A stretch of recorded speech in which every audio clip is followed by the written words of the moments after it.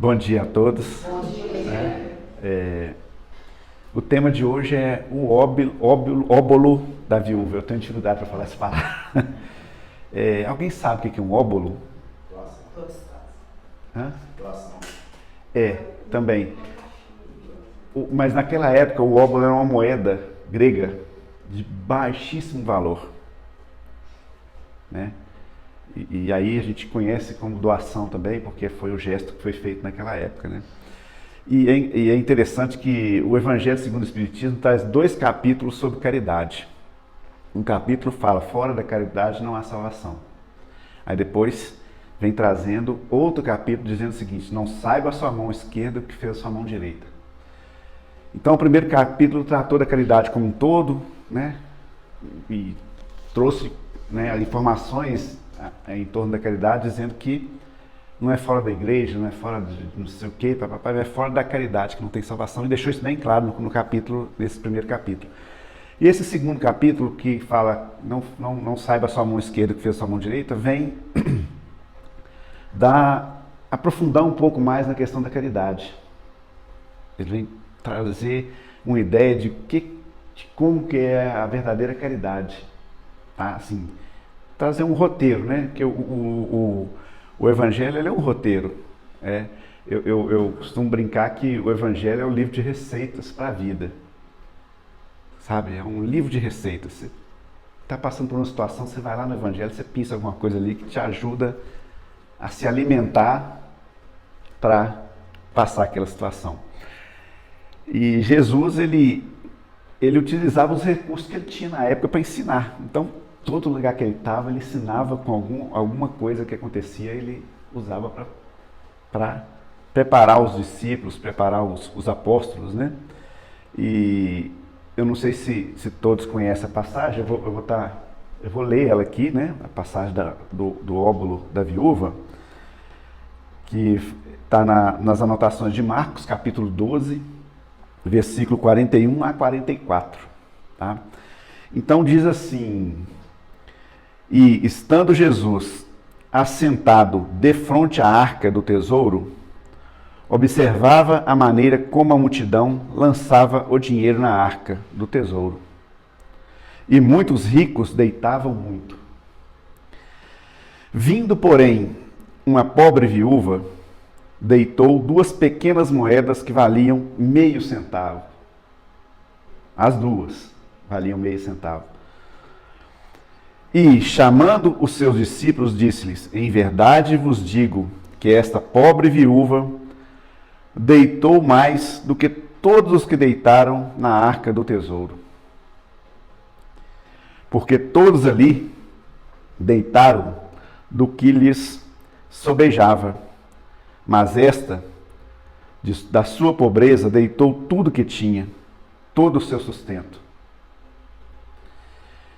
E aí a gente tem várias reflexões para a gente fazer aqui, né? Jesus usou a caridade material, né? Porque o costume era essa arca, esse baú ficar ali no meio do templo. E aí as pessoas chegavam e faziam suas doações, né?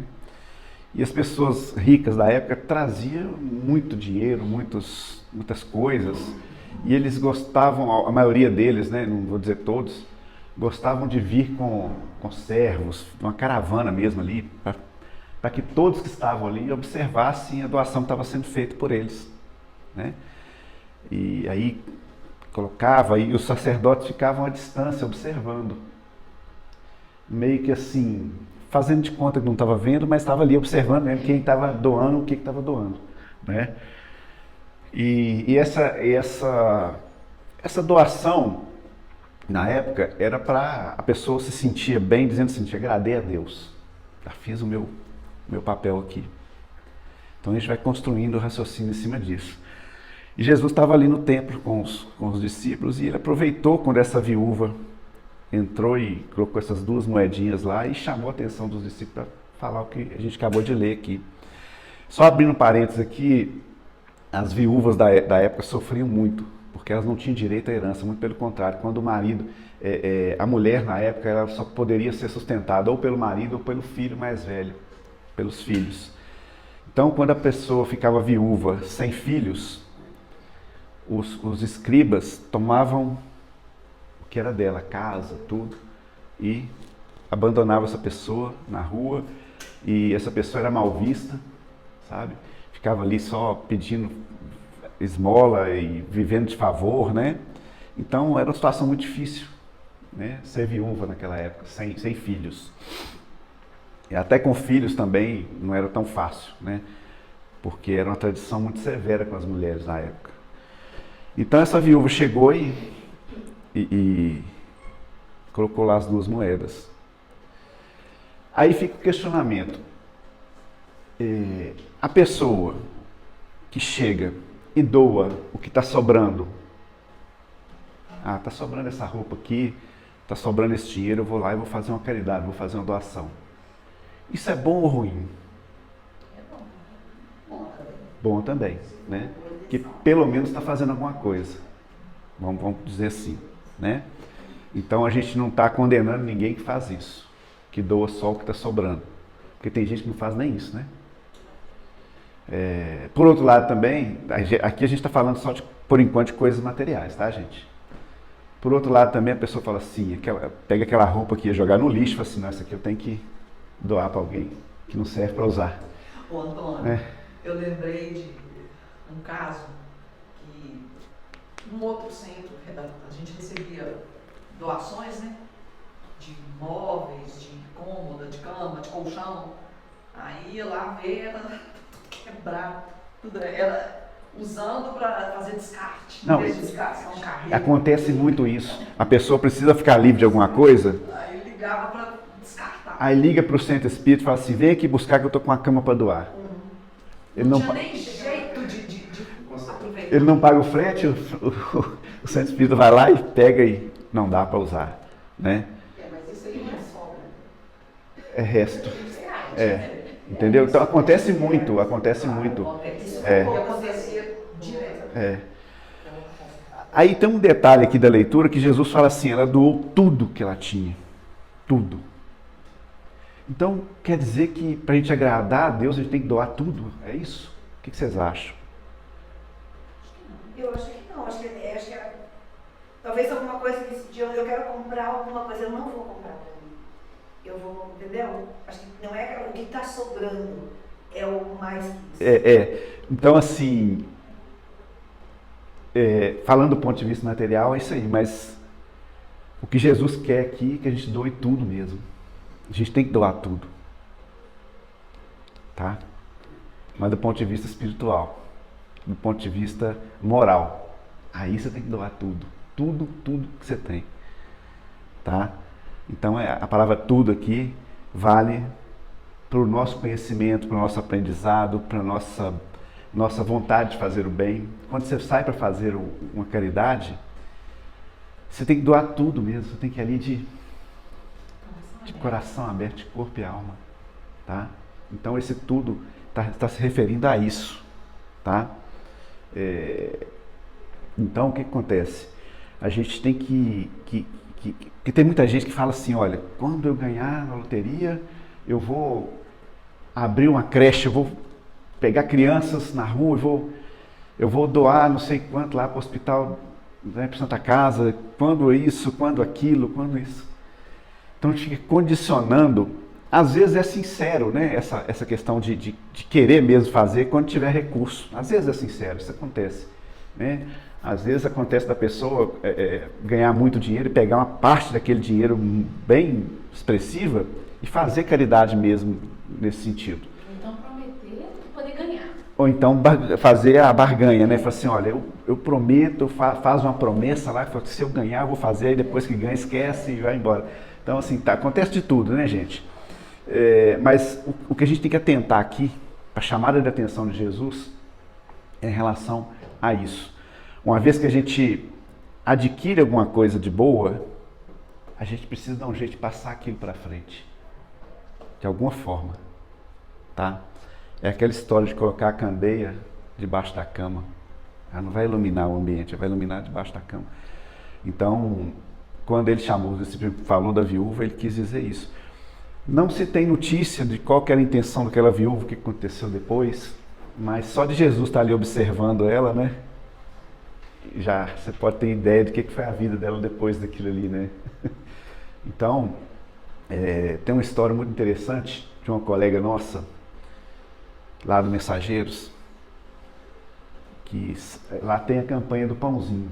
O pessoal saía toda terça à noite e ia para o centro da cidade distribuir um pão com algum recheio, ou mortadela, e um leite quente, café com leite, né? Para as pessoas que moravam na rua. A intenção era alimentar, mas também conversar, dar atenção, entender por que aquela pessoa estava ali. Aí essa colega nossa estava passando, entregou o pãozinho para um rapaz e andou 30 metros. Alguma coisa tocou ela e falou assim, eu preciso voltar lá, sabe? Ela voltou e o rapaz estava comendo pãozinho. E aí ele virou para ela e falou assim, você não tem mais um aí não? Porque normalmente dá só um para, né, dar para mais pessoas. E ela falou assim, não é o nosso costume dar dois, mas eu tenho sim, está aqui. Mas eu vim aqui porque eu preciso entender por que você está aqui. O que está acontecendo? Por que você veio parar na rua? Aí ele explicou para ela o seguinte, olha, eu sou do interior, eu vim para cá atrás de um emprego que me prometeram, a pessoa combinou comigo, eu tinha passagem só de vinda e a pessoa que combinou esse trabalho comigo ia me dar lugar para morar no trabalho e ali eu ia comer, ia ganhar meu dinheiro e dali para frente eu ia me sustentar. Mas quando eu cheguei aqui a pessoa não me deu o trabalho. E eu fiquei sem recurso para voltar, sem recurso para comer.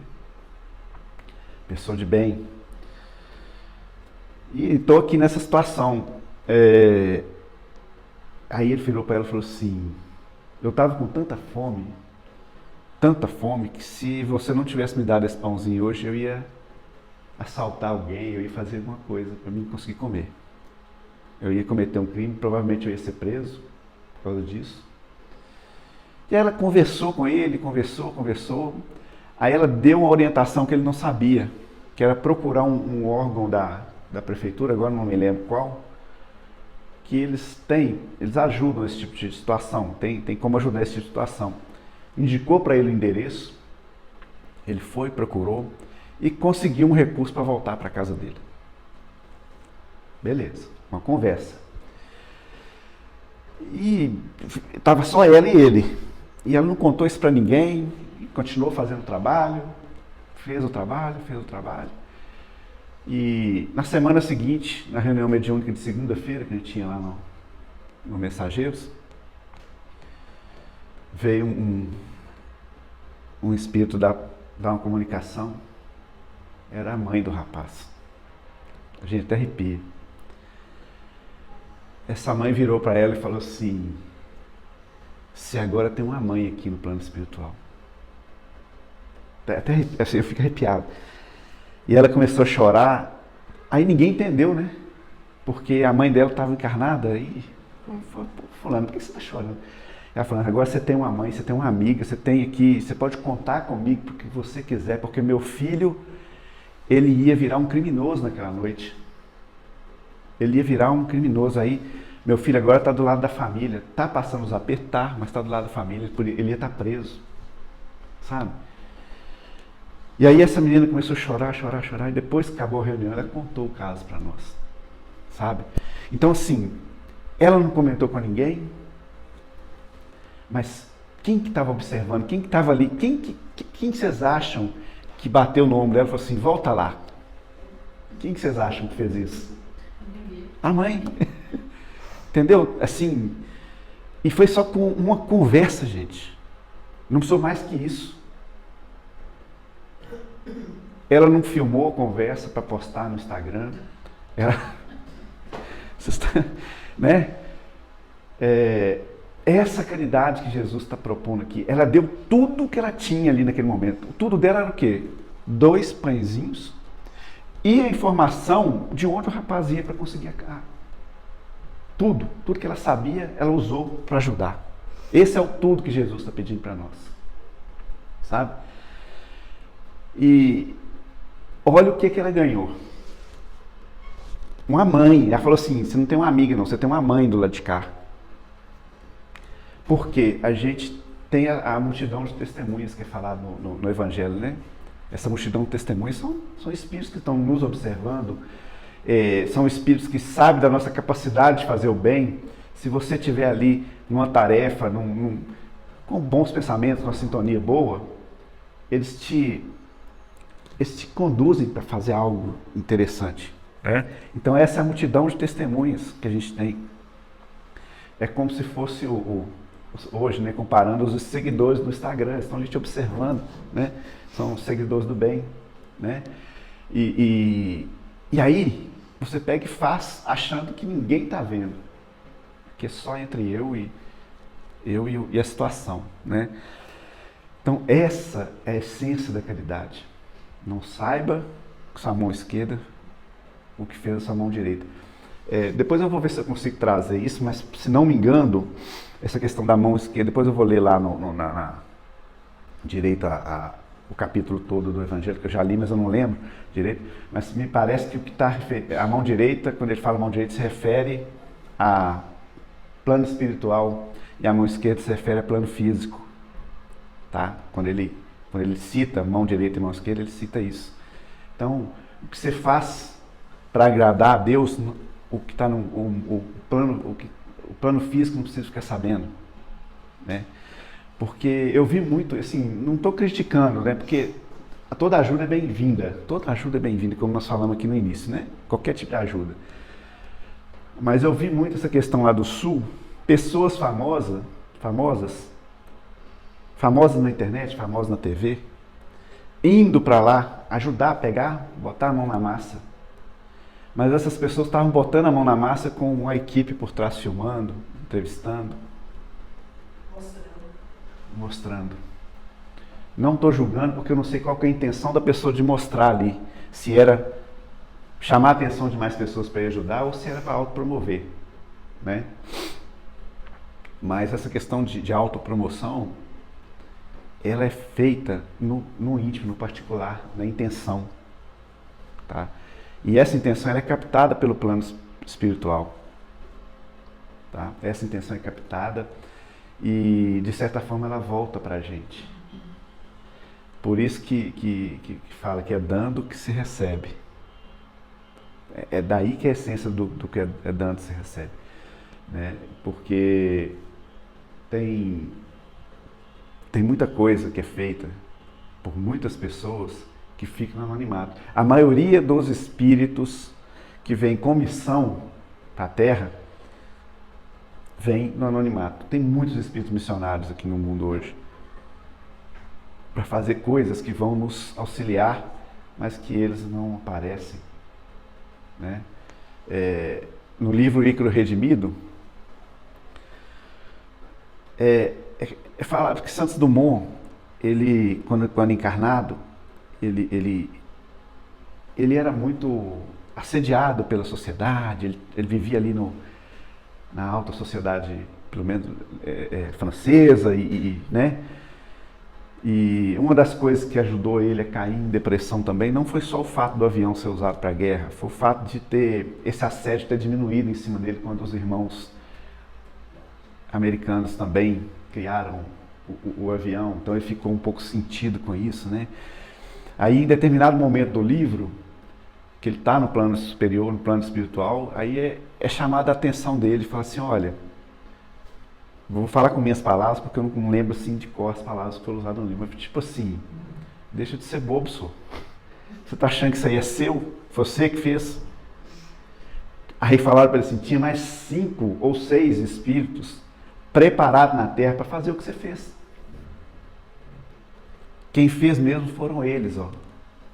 Aí um grupo de espíritos que ficavam intuindo ele a fazer o que tinha que ser feito. Um deles era o Da Vinci, Leonardo da Vinci. Era um dos espíritos que estavam ali por trás das invenções que Santos Dumont criou, né? Então ele falou assim, porque se você falhasse, tinha mais um monte aí prontos para fazer o que você fez. Então não pense que isso é seu. Então não tem razão de ser você ficar deprimido por causa disso. Você foi só um instrumento. Sabe, gente? Então é o que a gente é aqui na Terra, a gente é instrumento. Né? Não adianta a gente achar que... Sim. Dentro desse raciocínio ali também, que você está falando, cada pessoa tem alguma coisa para poder doar para o todo. E Jesus quis dizer que essa coisa não precisa ser grande. Essa coisa não precisa ser grande. Aí eu lembrei porque sempre dá para fazer, sempre dá para tornar a vida do outro melhor em alguma coisa. Alguma coisa dá para você fazer para melhorar a vida de alguém. Né? Sempre. E não existe coisa pequena. Vou dar um exemplo. Vai construir um prédio, um edifício. Aí você tem um engenheiro, você tem um arquiteto que projetou aquilo tudo, aquela obra de arte, aquela obra-prima. Mas se você não tiver o ajudante pedreiro para ajudar a fazer o alicerce, aquilo não sai do lugar. Entendeu? Não sai do lugar. O engenheiro, ele pode ir lá tentar fazer, ele sozinho, falar, eu vou fazer a massa, vou fazer o alicerce, vou fazer a armação. Não sai, gente. Pode até sair, mas ele vai levar umas 4 encarnações tentando fazer sozinho. Não dá conta também, não. Então, assim, não existe tarefa pequena, sabe? E isso vale para a nossa casa espírita, tá? Às vezes, as pessoas chegam com muita vontade de ajudar, de fazer, de acontecer. E aí vê pessoas que já estão na tarefa fazendo algo assim que... Vou dar um exemplo assim, que quando a gente chega na casa espírita sem muito conhecimento, com aquela vontade, você vê um médium, você fala assim, nossa, meu sonho é ser médium. Ai, um dia eu quero ser médium. Porque a gente acha que aquilo ali é o ápice da coisa, sabe? É o trabalho principal, é o trabalho. Assim como varrer o chão é o trabalho, assim como colocar o copo ali para as pessoas beberem água é o trabalho, assim como fazer o chá é o trabalho, né? Então, na reunião mediúnica, por exemplo, se não tiver quem sustenta, gente, não tem o trabalho, tá? Então não tem trabalho pequeno dentro da casa espírita, tem só trabalho, né? E aí eu vou trazer uma leitura sobre isso que a gente está falando, de achar que existem trabalhos pequenos, quer ver? Chama Deveres Humildes, de Emmanuel, tá? Depois eu vou ler outra de Emmanuel interessante também. É o Livro da Esperança, capítulo 34. Abracemos felizes as atividades obscuras que a vida nos reserva. Grande é o sol que sustenta os mundos e grande é a semente que nutre os homens. Sol, semente. Os engenheiros planificam a estrada, consultando livros preciosos no gabinete. A breve tempo, larga avenida pode surgir da selva. Entretanto, para que a realização apareça, tarefeiros abnegados removem estorvos do solo e transpiram no calçamento. Urbanistas esboçam a planta de enormes edifícios, alinhando... Eu tirei isso daqui, viu, gente? Foi por isso que eu... alinhando tragos nobres ante a mesa tranquila, é possível que arranha-céu se levante. Pressuroso, acolhendo com segurança numerosas pessoas, toda a vida, a fim de que a obra se erga, esfalsam-se labores suarentos na garantia dos alicerces. Técnicos avançados estruturam as máquinas que exaltam a indústria, e com elas é provável que eleve o índice de evolução dos povos inteiros. No entanto, para que isso aconteça, é indispensável que operários valorosos exponham as próprias vidas junto aos fornos candentes de ferro e aço. Negociantes de prol arregimentam os produtos da terra e por eles conseguem formar a economia e o sustento de grandes comunidades. Mas semelhante vitória comercial exige que anônimos semeadores chafurdem as mãos no limo da gleba.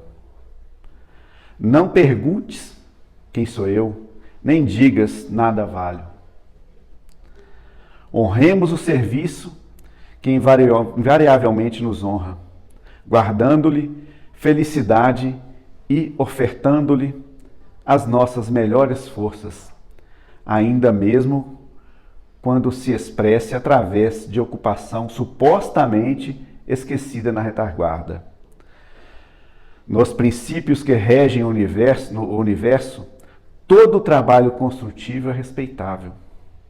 Repara esse dispositivo da lei divina, funcionando em ti próprio.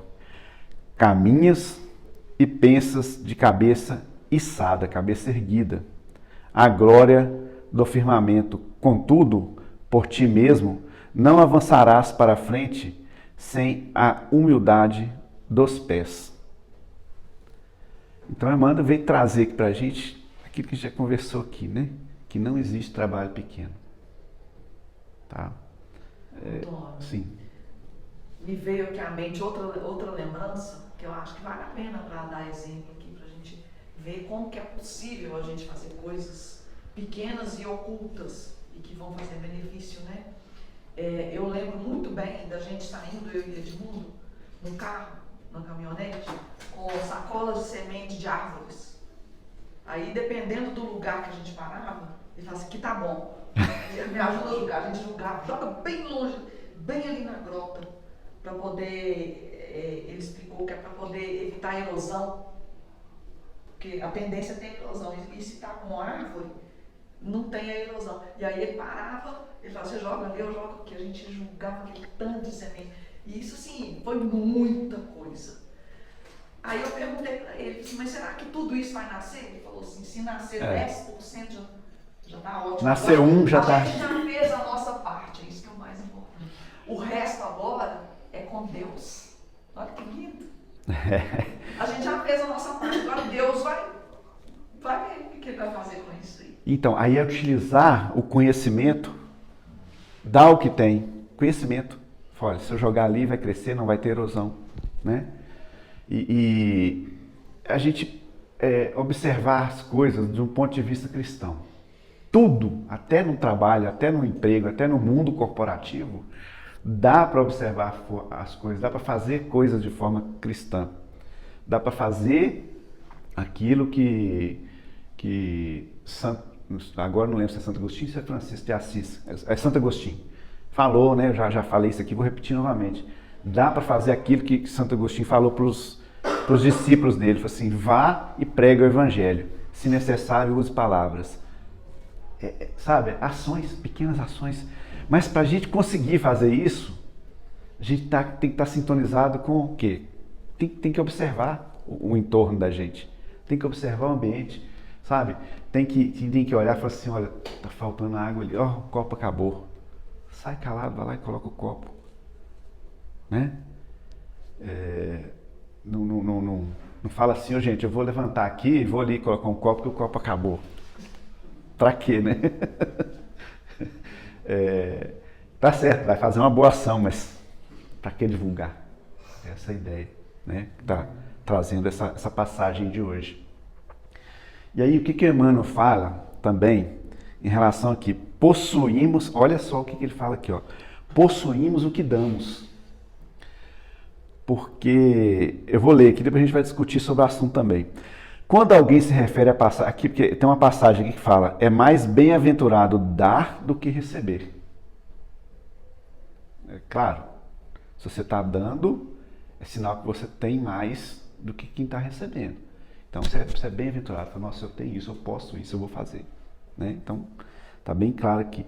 Quando alguém se refere à passagem evangélica que considera a ação de dar mais alta bem-aventurança que a ação de receber, que é a ação de receber, quase todos os aprendizes da Boa Nova se recordam da palavra dinheiro. Quando a gente fala isso, a gente pensa logo em dinheiro, né? Em recursos. Sem dúvida, em nós, reportando os bens materiais, há sempre mais alegria em ajudar que ser ajudado. Concorda, gente? Né? Melhor você ter para emprestar do que pedir emprestado, vamos dizer assim. Contudo, é imperioso não esquecer os bens espirituais que irradiamos de nós mesmos, aumentando o teor e a intensidade da alegria em torno de nossos passos. Quem dá, recolhe a felicidade de ver a multiplicação daquilo que deu. Oferece a gentileza e encorajarás a plantação da fraternidade. Estende a bênção do perdão e fortalecerás a justiça administrada, a bondade, e terás conhecimento da confiança. Dá o teu bom exemplo e garantirás a nobreza do caráter. Os recursos da criação são distribuídos pelo Criador com as criaturas, a fim de que, em doação permanente, se multipliquem ao infinito. Serás ajudado pelo céu, conforme estiveres ajudando na terra. Possuímos aquilo que damos. Não te esqueças, pois, de que és mordomo da vida em que te encontras. Cede ao próximo algo mais que o dinheiro de que possas dispor. Dá também teu interesse afetivo, tua saúde, tua alegria, teu tempo. Em verdade, entrarás na posse dos sublimes dons do amor, do equilíbrio, da felicidade, da paz, hoje e amanhã, neste mundo e na vida eterna. Ele resumiu aqui basicamente aquele caso que nós contamos no início da moça, né, que ajudou o rapaz. Então, assim, é o tipo de dar que, quando você está dando algo bom, nossa, você recebe em dobro. Porque a gente aprende com a situação, sabe? A gente aprende mesmo. Quando a gente sai para fazer uma tarefa, por exemplo, igual na pandemia os centros espíritas foram fechados, né? Todos. Centro espírita, igreja e tal. Mas tem uma tarefa muito bacana ali na Praça da Estação, que é a Macarronada Solidária. Hoje mudou o nome, tem um outro nome. Eu esqueci agora. E esse pessoal não parou na pandemia. Não parou. Eles vão para lá domingo de manhã e distribuem. Na época era macarronada. Eles padronizaram o prato. Por quê? Porque vamos supor, se a Cristina quisesse fazer 10 marmitas de macarronada, ela podia fazer as 10 marmitas, chegava com o carro dela lá e falava, tá aqui minhas 10. Se quisesse só deixar, podia só deixar. Tinha os tarefeiros para distribuir. Gente, fazia filas. Mas o mais interessante é que o povo que estava indo ali pegar as marmitas, claro, a marmita fazia bem para eles, matava a fome. Mas o que eles gostavam mesmo de conversar com quem estava ali distribuindo, sabe? De conversar, de ver que a pessoa olhou para ela e cumprimentou, bom dia, sabe? Viu como pessoa mesmo. Porque eles falavam muito, a gente escutava muito isso. As pessoas passam perto da gente, parece que a gente é invisível. Às vezes a gente não quer nada, só um bom dia. Às vezes a gente quer ser gente, às vezes a gente quer ser visto, quer ser olhado, quer que alguém pergunte como que você está.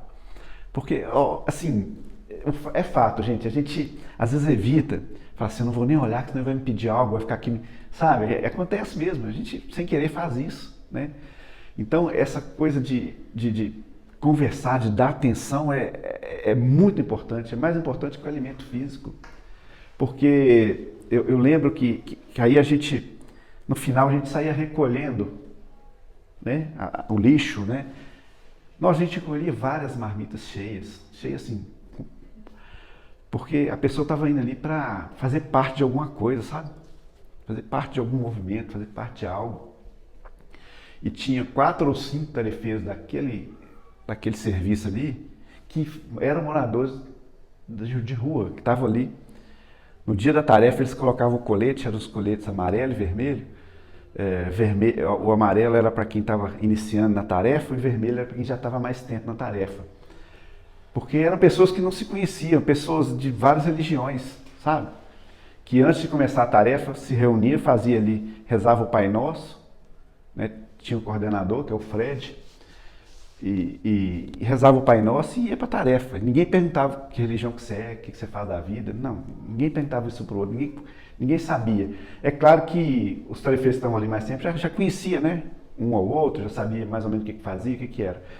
Mas aí fazia essa prece, e aí nisso, os próprios moradores perguntavam, falaram, podemos ajudar também? Eu quero ajudar também. Por quê? Para ele se sentir parte de algo, para se sentir útil em alguma coisa, sabe? Então tinham muitos que tinham até colete vermelho já estava ali. Aí a tarefa acabava, ele voltava para o cantinho dele e ficava lá na rua, sabe?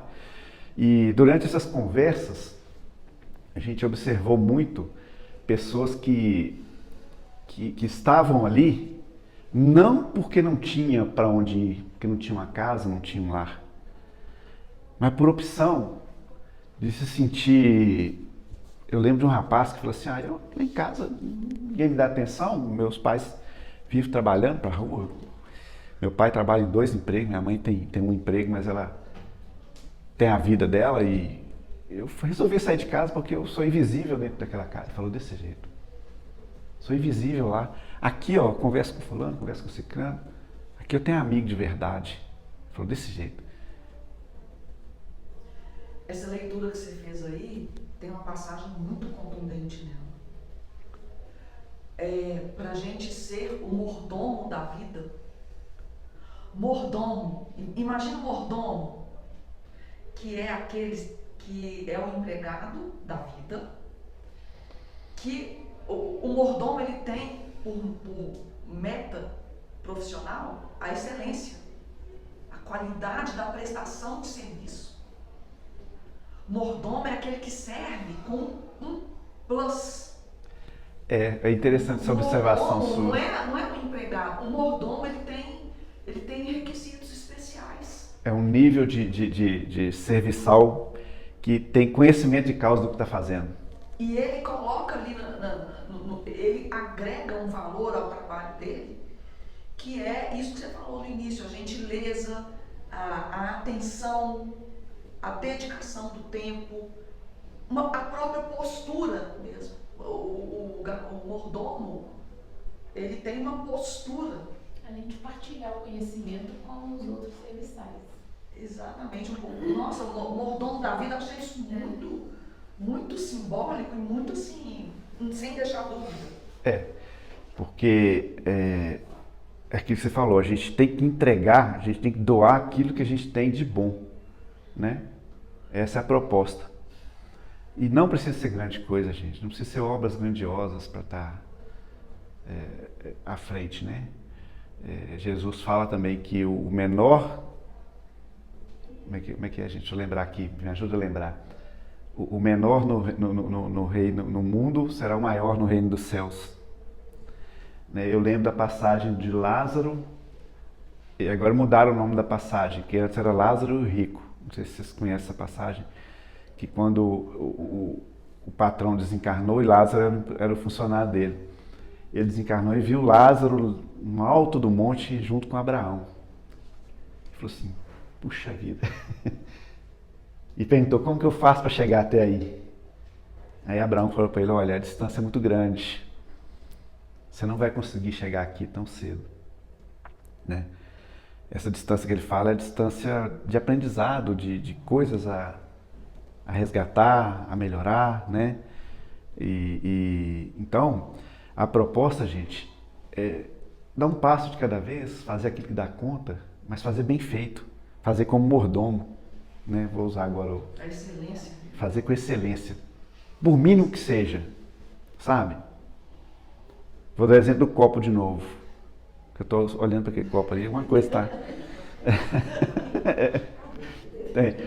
Você vai lá e coloca, pega o copo, joga, e aí fica todo torto lá, a pessoa não consegue tirar. Você coloca com carinho, deixa eu ver se aqui vai ser possível tirar isso aqui, vai. Não, pronto, tá feito o meu serviço, bem feito aqui, né? O Trigueirinho, inclusive, tem uma palestra do Trigueirinho, né, Fernandinho, que a gente assiste muito a palestra do Trigueirinho, ele fala que pra gente, até lidar com os objetos, a gente lidar com carinho, com tudo. Até para pegar uma folha de papel, pegar com cuidado, com carinho, com atenção, com zelo, com os objetos, porque tudo é energia. A energia tem um outro lado disso aí. Tudo que a gente tem é empréstimo, está emprestado para a gente. De alguma forma foi emprestado para a gente. Porque quando a gente voltar para o plano espiritual vai ficar tudo aí, né? E esse empréstimo, a gente tem que ter esse zelo aí mesmo, né? De cuidar daquilo que foi emprestado para a gente com carinho, porque vai passar para outra pessoa depois, né? Então, é muito interessante essa observação que você fez, porque tudo é empréstimo, tudo é passageiro, nada é nosso, nada. Então, gente, quando a gente propõe fazer uma viagem, olha, vou fazer uma viagem de 1000 quilômetros. Para você fazer essa viagem de 1000 quilômetros, você vai planejar a viagem, mas para você começar ela, você tem que dar o primeiro passo. Se você não der o primeiro passo, se não levantar da cadeira, der o primeiro passo, essa viagem de 1000 quilômetros não acontece. Então, caminhar com qualidade, com observação, observando o caminho, né? Porque a gente tem muito essa coisa de ter um objetivo, assim, eu quero alcançar um objetivo. Você enxerga só o objetivo. Aí você pode alcançar, sim. Mas o caminho que você fez para alcançar aquele objetivo, se você não observar ele, na hora que você chegar lá, você fala assim, você fica até sem saber como que chegou ali, né? E muita oportunidade de fazer o bem pode passar desapercebida, né? Passa. Porque quando a gente está com muita pressa e muito obcecado com alguma coisa, as oportunidades de fazer o bem chegam e a gente nem vê. Não percebe. Não percebe. A gente nem vê. Aí trazendo para a passagem, aqui fala que Jesus chamou os discípulos para falar da viúva. Isso significa o quê? Ninguém viu. Eles não observaram. Né? Eles estavam ali, tendo a oportunidade de um aprendizado, mas Jesus olhou e falou assim, nossa, não tem ninguém vendo isso. Deixa eu mostrar para esse povo aqui. Só vem cá, gente, olha, tá vendo ali? Ele teve que fazer isso. Né? Porque é o que a Sandra comentou aqui. Eles estavam ali no momento de aprendizado, mas não estavam com olhos de ver. É o tal do olhos de ver, né? Então, em tudo e em todas as situações, se a gente tiver olhos de ver, a gente tem a oportunidade de ajudar e principalmente se ajudar, como diz a leitura aqui. Né? A gente possui o que dá. Então, essa é a grande mensagem que o Evangelho está trazendo para a gente hoje, aqui de manhã. É isso, a gente possui o que dá, espiritualmente falando, que são os tesouros no céu, né? Onde a traça não corrói. E muita coisa, o que a gente mais quer, assim, humanamente falando? A gente quer ser amado, né? O ser humano quer ser amado. E qual o único jeito de ser amado? Pois é. Como é que você vai ser amado sem dar amor? Aí a maioria das pessoas que se queixam, né? Ninguém me ama, ninguém me quer, né? É um bom exemplo, o amor. Quanto mais você dá, mais você recebe. Algum comentário, alguma coisa? Doutor, eu tenho uma passagem profissional, acho que ilustra também um pouco do que você falou hoje. Na década de 90, as empresas brasileiras foram muito pressionadas para melhorar a qualidade do serviço. E eu trabalhava no interior de São Paulo, numa empresa que atendia o setor automotivo. Nesse setor, então, foi o mais cobrado, né? As ISO, né? Isso que eu ia falar. Aí o cliente nosso, uma multinacional, chegou e falou o seguinte, ó, dentro de 6 meses, se sua empresa não se certificar com a ISO 9001, você não vai fazer parte do quadro de fornecedores. Então foi aquele código. Foi uma correria. Fomos atrás da Federação das Indústrias de São Paulo, contratamos consultores e tal. E quando começou o trabalho de qualificação da empresa como um todo, depois de 2 semanas fazendo um levantamento, ele disse para nós que nós teríamos que mandar metade da fábrica, do chão de fábrica, embora, porque eles não sabiam nem ler. Nossa. E a ISO precisa de anotações para você ter a rastreabilidade Sim. do processo. Aí veio a decisão. Pessoas humildes, sem não sabiam ler. E aí veio essa visão cristã que você cita. Foi decidido abrir a empresa à noite, contratar professoras da região. Olha que bacana. Para alfabetizar o chão de fábrica. Aí foi feito isso. Eles aprenderam a anotar, a escrever os números, a fazer as anotações. E foi feito um trabalho também, porque eles chegavam na empresa às 7 horas da manhã, sentavam numa máquina, uma prensa, uma máquina gigantesca, e ficavam o dia inteiro batendo. Esse era o trabalho. Tampávamos o vídeo, agora olhando o dia inteiro aquele negócio. Aí terminava o expediente, ia para casa, voltava. Aí foi feito um trabalho sobre a dignidade de cada função. Desde o chão de fábrica, da limpeza, até os cargos administrativos. E quando foi feita a primeira auditoria lá para saber se a empresa estava apta, o auditor chegou para nós e falou assim: olha, eu nunca vi tanto construtores de país como você tem no chão de fábrica. Porque foi falado para eles que eles não estavam fazendo uma peça X, eles estavam construindo um país. Mudou a mentalidade. Mudou completamente a atividade. Eles se sentiram Parte do negócio. Parte do negócio, um bem maior, né? Não foram excluídos desse processo. Porque seria mais fácil pegar e falar assim, não, sai esses, vão contratar quem já sabe ler. Esse exemplo que deu é muito bacana de agir de forma cristã no mundo corporativo, é isso, né? É isso, dá para fazer, gente, dá para fazer, sabe? Então, eu tenho certeza que essa empresa aumentou muito a qualidade, aumentou muito, engrandeceu, né, a forma de trabalhar, melhorou as pessoas que estavam ali em volta, né? E essas pessoas que estavam ali, daí para frente a vida mudou. Olha que sabe, a atitude, entre aspas, pequena, só de alfabetizar, né? É muito interessante. Então, essa é a proposta. A gente fazer o que dá conta, mas fazer dando tudo. Porque é dando que se recebe. E possuímos o que damos. Esse é o recado para hoje.